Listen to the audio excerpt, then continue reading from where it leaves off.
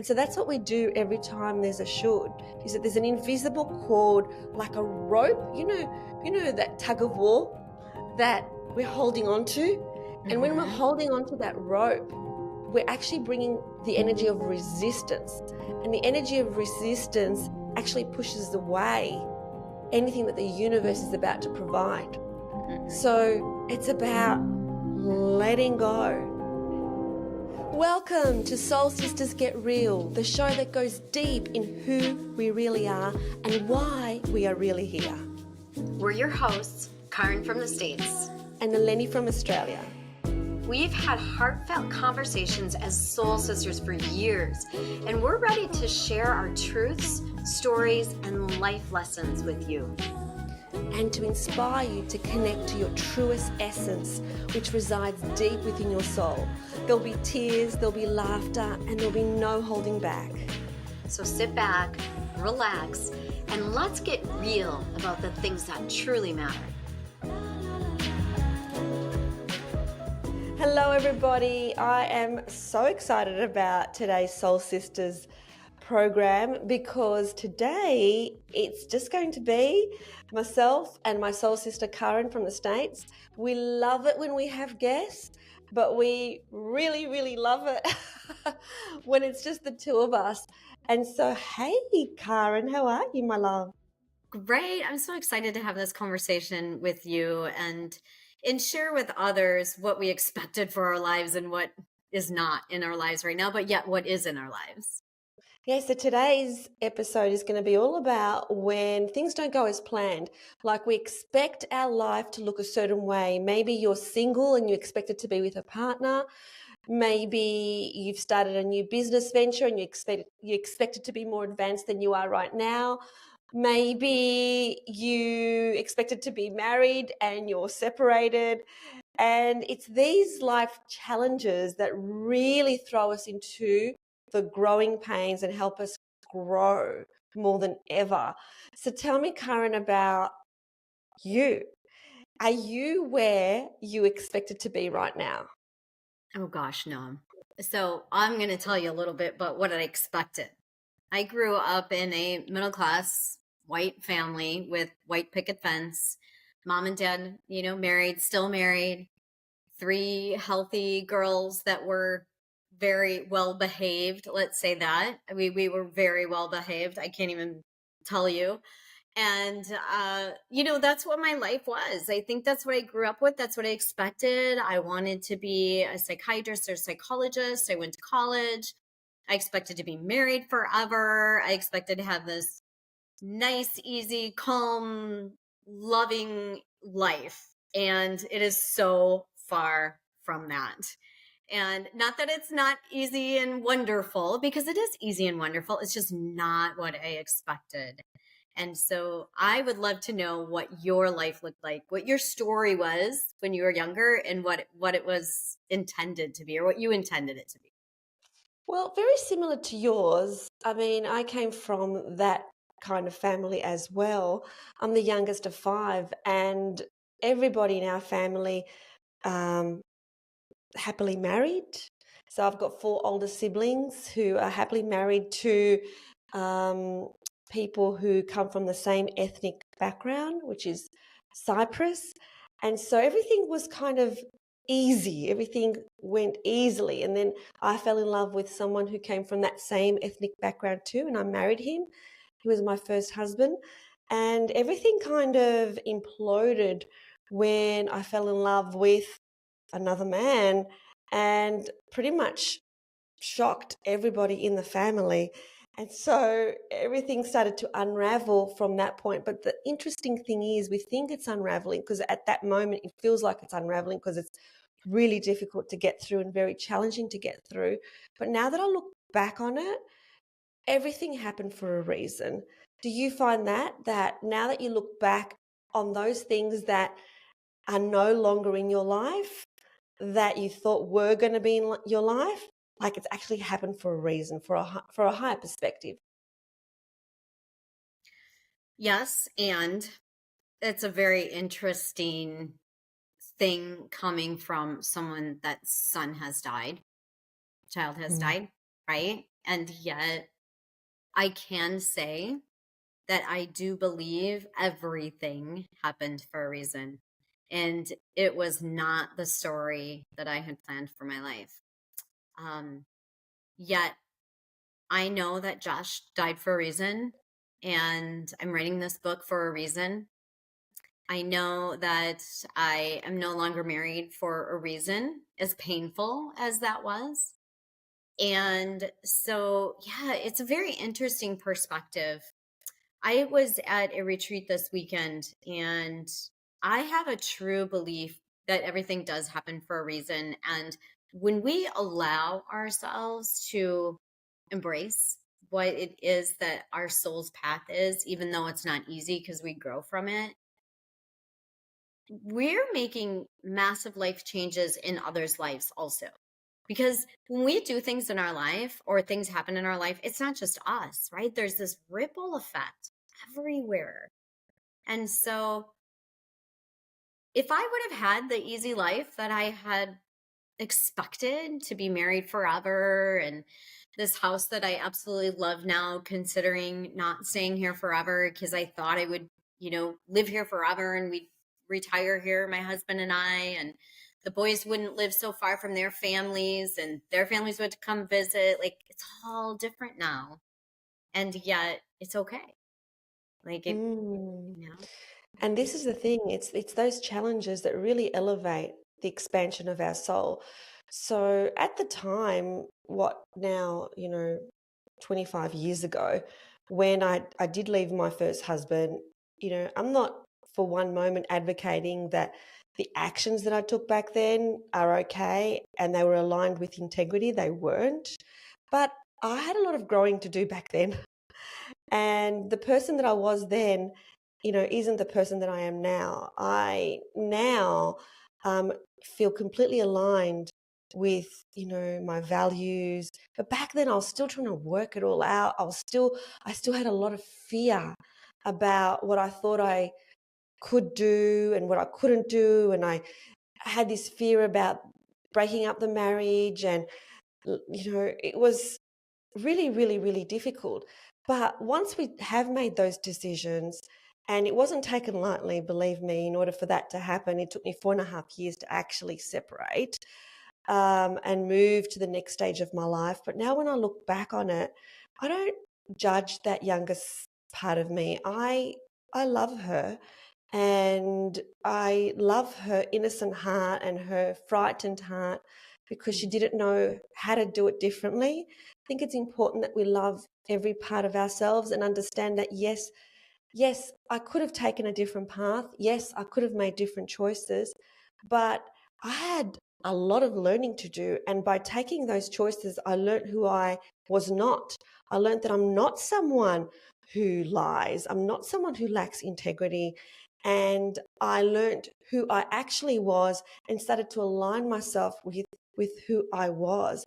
And the thing is, Caryn, when we're stuck on a particular point of view in terms of it has to look this way, it has to look this way, what we're actually doing is we're denying the universe giving us another way. Like, so often I have spoken to clients who they are looking for a particular type of partner and it must be like this and this. And because that he has to look a certain way, he has to have a certain kind of income, all these kind of superficial layers, they're actually excluding and denying their perfect partner who may not look like that. So you said a few interesting things. The first one is that you love that part of you that you're not necessarily proud of. Yet what I heard is I don't have any regrets because I learned from her and I love her for who she was at the time. Now, like me and we're just completely different people. And everyone is. We don't stay the same. We either grow or we don't grow, but we don't stay the same. And what I loved about what you said is you don't regret those decisions you made because you learned from them and you're a better person for it. Well, what you said about regrets, though, like for many years I did regret.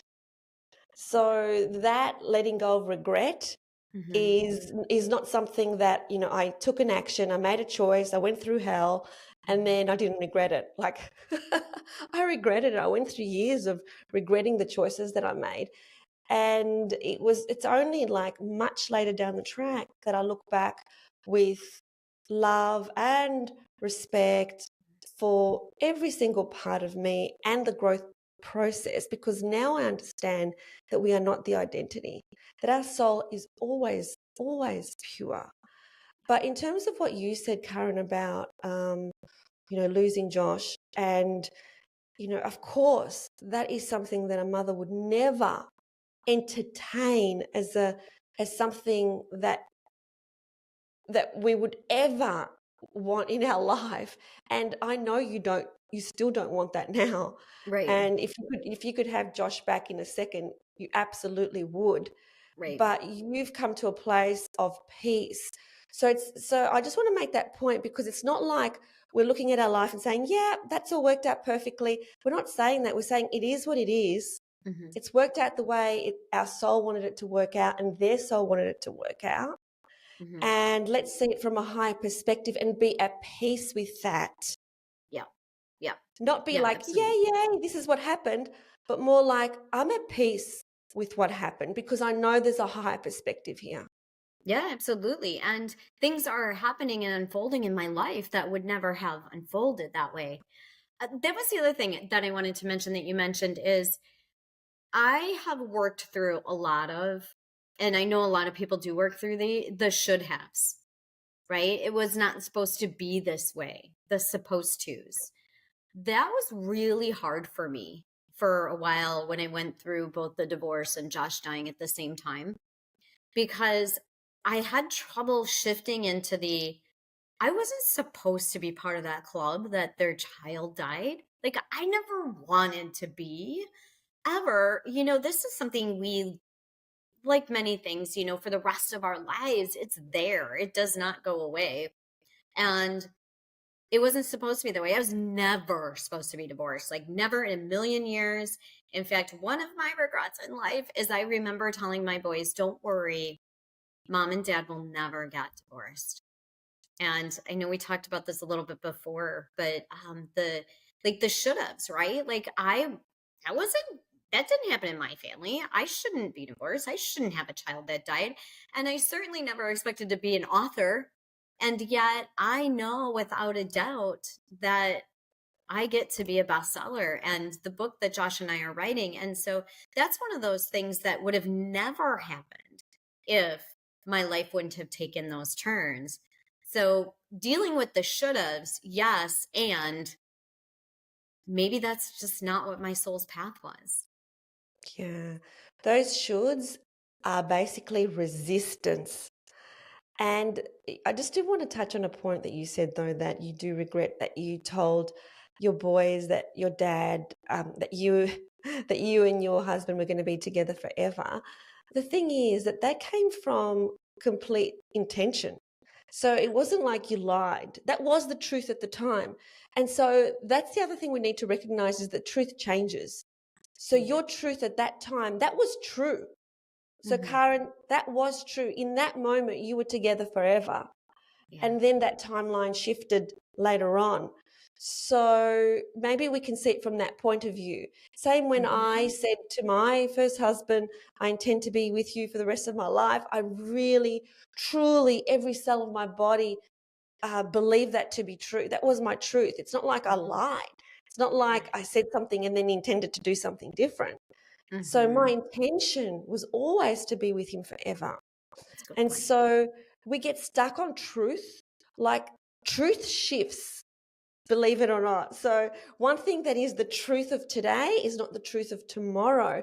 And that is what I think we need to be really open about, because if we're not open about the truth shifting, we're not allowing new truths to come into our awareness so that there is expansion. If we get so stuck on a belief that it has to be this way, you know, you talked about your book being a bestseller, and I've got no doubt that it will be. And I had that same belief as well. But what I've come to the realization of is that if I really hold on to that as an absolute knowingness, that's resistance. But if Mhm. I'm relaxed about it and say, well, it might be, but it Mhm. may not be. Mhm. It, who knows what the universe and my soul have planned? Something way bigger than that, Mhm. something way less than that, but something that is exactly perfect. But if we, in our limited way of thinking, Mhm. the way the human thinks, we Mhm. can only think about things in Linear. like very, very linear and what we Mhm. already know, Right. what we've already experienced. We Mhm. can't think about the possibility of Mhm. way more than that. Right. Yeah, true. And you're very right about that is when we are attached to the outcome. That's when we have the should haves, the shouldn't haves, the disappointment, that not being able to shift out of it when we're attached to the outcome. And I love the point that you made about if it doesn't happen because maybe my soul had a different plan. I'll never forget when I was like, oh, okay, maybe there was a paradigm that way, and maybe our paths were just they took different directions because that's what we chose at the time. And also, like with my book, and I'm sure you're in this space too, is I've decided that this book is not for me. It is for God, and it is for my soul's mission, and it's for what my calling is and what God has called me to do. And that is heal other moms and parents through my experience and help them see things in a different way to bring joy and hope back in their life. And I've literally given it to God and said, this is not, I am not in control. I am not attached to the results.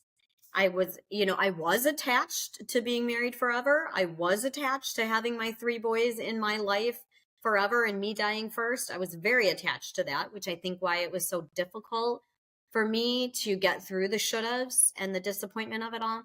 And yet maybe I've learned, but with this book, I've decided I am not attached to the results. I've surrendered. I've just surrendered it to God and said, your timing, your project, your baby. And I'm literally okay with whatever happens. And what you've just said is really important because that's the difference between service to self and service to others.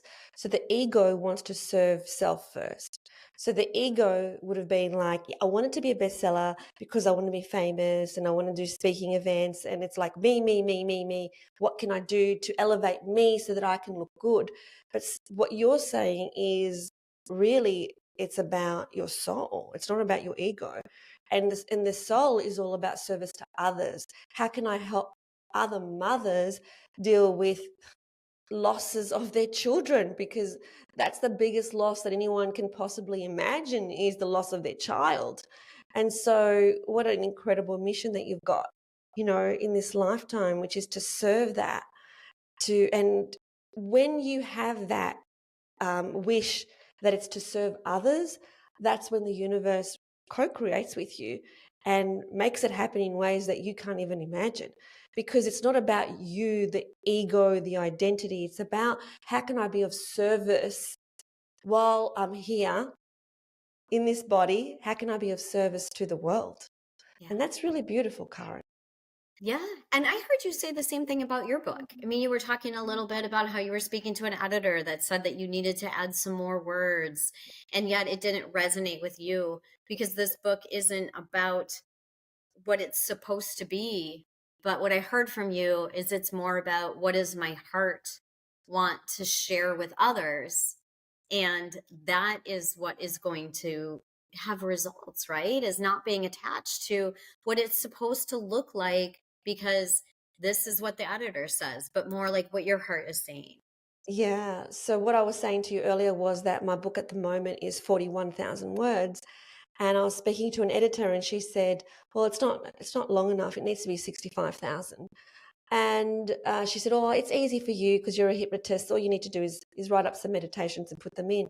And I thought, no, like, I'm not going to put in filler words. Like, I'm not someone who even though I am a hypnotist and have got a business, like I'm not someone who sits there and writes meditations. It's just not what I do. Christian does that. He's really good at that. But I'm not going to put in filler words just so that the word count can go from 41 to 65,000.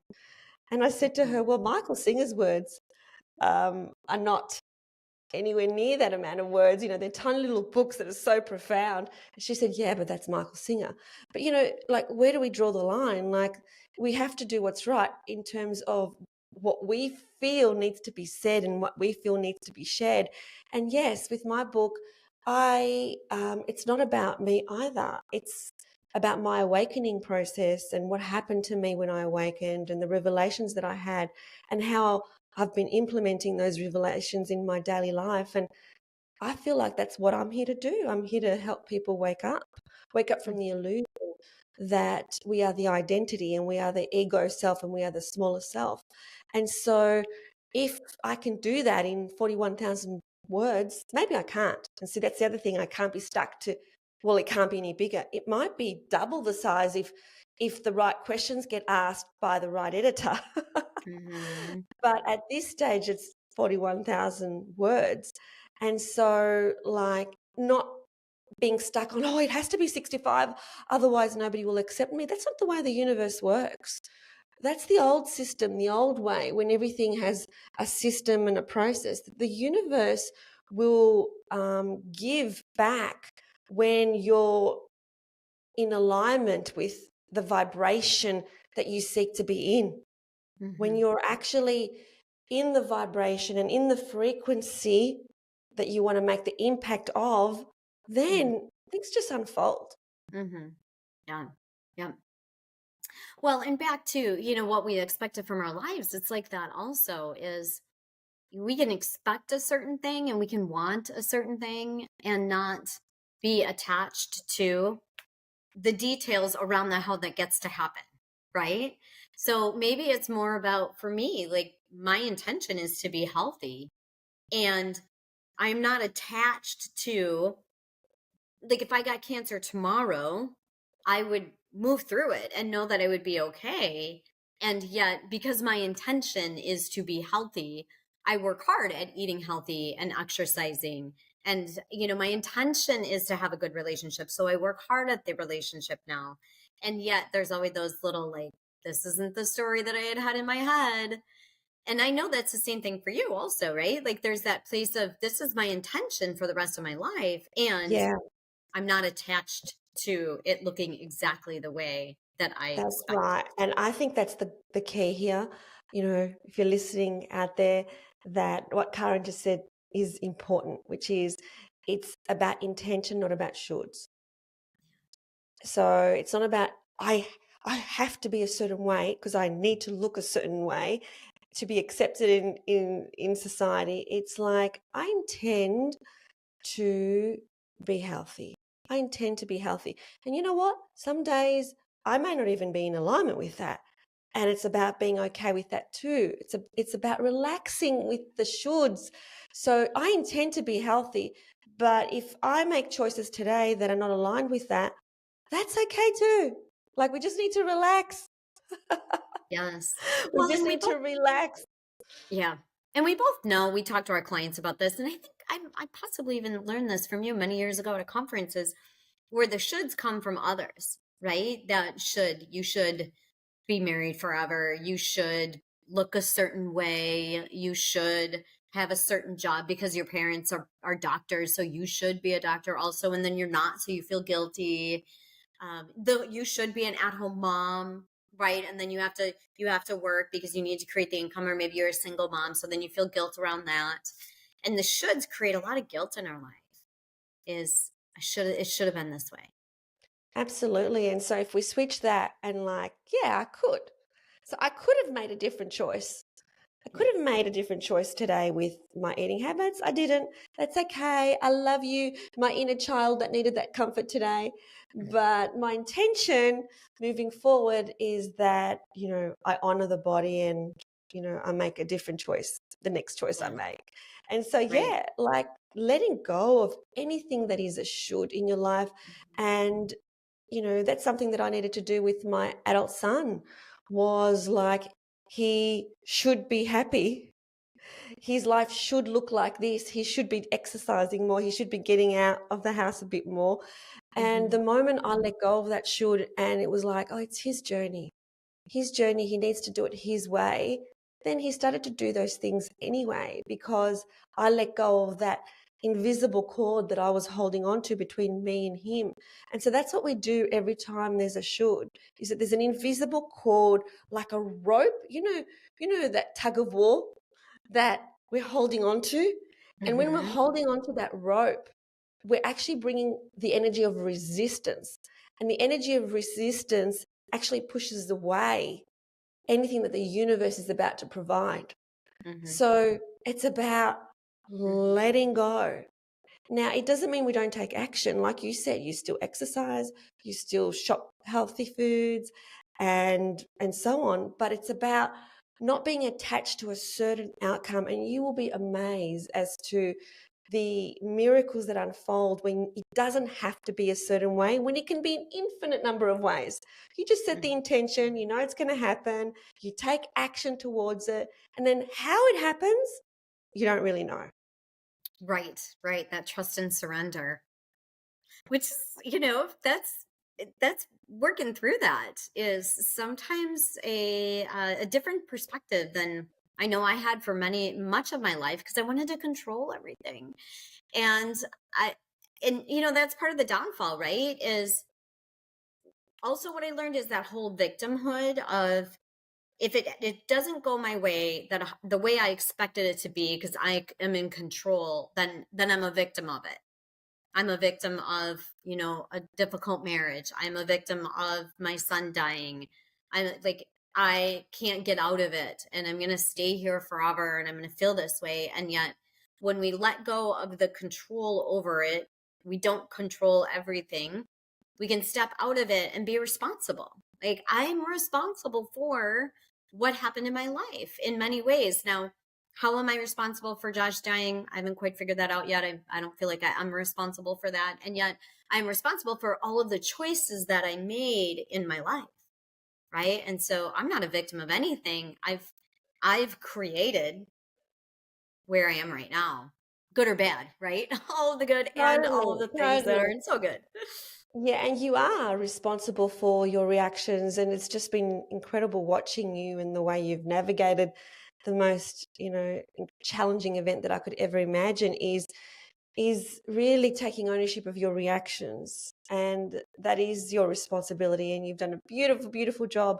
So yeah, we do need to let go and surrender and leave it to God, because when we say God, it may resonate with you, it may not. What we mean is a higher force that is greater than your limited capacity to see the world. And that might be the universe, that might be source, that might be God, all that is, but it is a higher force that certainly Caryn and I believe in, because we've experienced so many miracles, and miracles happen every single day to every single one of us. It's whether we're aware of them or not. And yeah, give it over to God and know that it will be handled in a way that you can't handle, because you're too limited in your thinking. We all are. Yeah. Yes, for sure. So I want to say to anyone that is on here listening is that, as if your life is not what you thought it would be, worrying about it is not going to change it. And yet we can still intend for a beautiful life. Just because I don't have or am not where I thought I would be, it doesn't mean that my life doesn't get to be happy and joyful and really amazing, because everything changes, right? So like with you, I mean, Eleni, you probably never thought that you'd live on the beach, right? And yet you also never thought you would divorce your first husband. And when you look at it, like, you've also created, because we always have an opportunity to reinvent. We always have an opportunity to, like, write a new story, right? Yeah, That's we what I love do. about our lives. We do. It's an adventure. It's like, well, I wonder what's next. Because, yeah, I never thought that it was possible at this age, 55, to be living on the ocean. I thought that it would be something that would happen much later on in life. So, yeah, but not only that, not only do we get to create, the most incredible, beautiful life, we also need to be aware of what we currently have. And so rather than seeking something more and something better, and that this is the life that we're going to create, you, Caryn, in your circumstances, you found peace in this present moment. Like in this moment, you have found so much joy, and so have I, because that exists for all of us right now. So, all of us right now, at this very moment, we can choose to be happy. We can choose to be at peace. We can choose the way we see the world. It's all a matter of perspective. Right. Yeah. No matter how hard it is when we're going through it, right? Or we think it is. Like one of my really good friends I just spent the weekend with in Arizona, we got together with our leadership team and we do some masterminding and we hiked Camelback Mountain and it was really awesome. And her husband is ill with, in fact, she was on just recently in one of our podcast episodes. So listen to it. It's with Beth. And her husband has cancer. And we talk about how, you know, he could live for a while or maybe not. And so she works very hard to stay out of the fear of maybe not, because who knows what's next for her life? We just don't know, and no one wants to go through that. And yet she's still so lively and vibrant, and she has such a support system and friends around her that no matter what happens, she can intend a beautiful life for herself, whether she's, living with him or not. Yeah, yeah. Yeah. And that is a beautiful episode, which is, I think, 2 episodes ago with Beth. Really, really, really beautiful.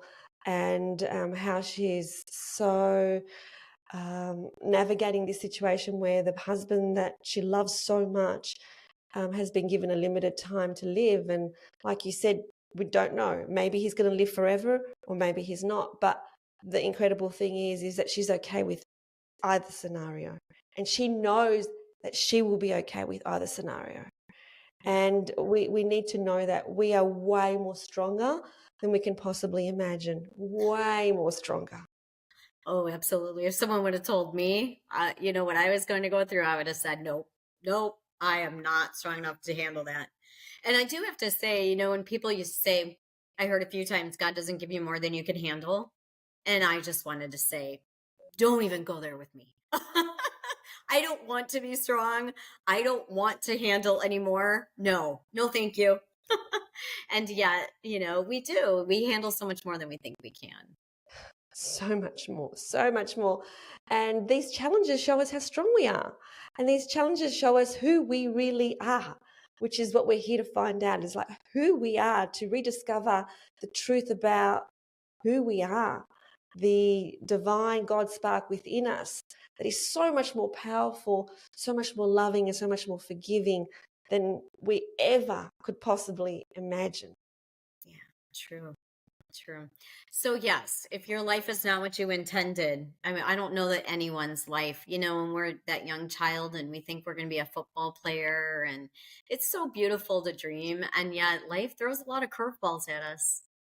Yeah, but we're here for it. Yep. We're We're here here for for it. it. We can do it. We're here for it, sister. So, Yes. yay. Yeah. So, as we finalize this beautiful episode, one question that we always ask our guests is about, what does it mean to be real? Because our podcast is called Soul Sisters Get Real. And even when we do episodes by ourselves, we ask that question to ourselves, because we're always changing and there's always something different that's coming up for us in terms of what we can speak on being real. So what can you speak on getting real? What does it mean to get real? To me, getting real means stepping outside your comfort zone and talking about what your life should have been and where your life is now, and just getting real with what it is deep inside of us that we all have. We all have fears, we all have worries, we all have should have beens, and yet getting real is admitting it to ourselves and then helping others through what it is that we've been through so they can get real too. Yeah, taking that mask off and showing the world that we're as vulnerable and imperfect as everybody else. Yeah, absolutely. And what does getting real mean to you, my soul sister? Well, that which is to take the mask off and to be and to honor the imperfection. Honor the imperfection I love that. in ourselves and say, you know what, you're beautiful regardless, you're worthy regardless. You know, you really, really are. Yeah. Yeah. I love that, right? Is honor the imperfection. That's beautiful. And anyone that is here listening with us or listens later, we would love to hear from you. Comment below or just tell us, like, what does it mean for you to get real? And and what are the imperfections? Because when we share them, sometimes we realize that they're not this big dark secret in our closet, that we all have them. Exactly. So like, subscribe, share, and we will see you next time. Sending you so much love. Thanks for watching. We hope you loved it. And if you did, please like this video and subscribe to the channel. And remember, always connect to your truest essence. And choose love. We'll see you next time.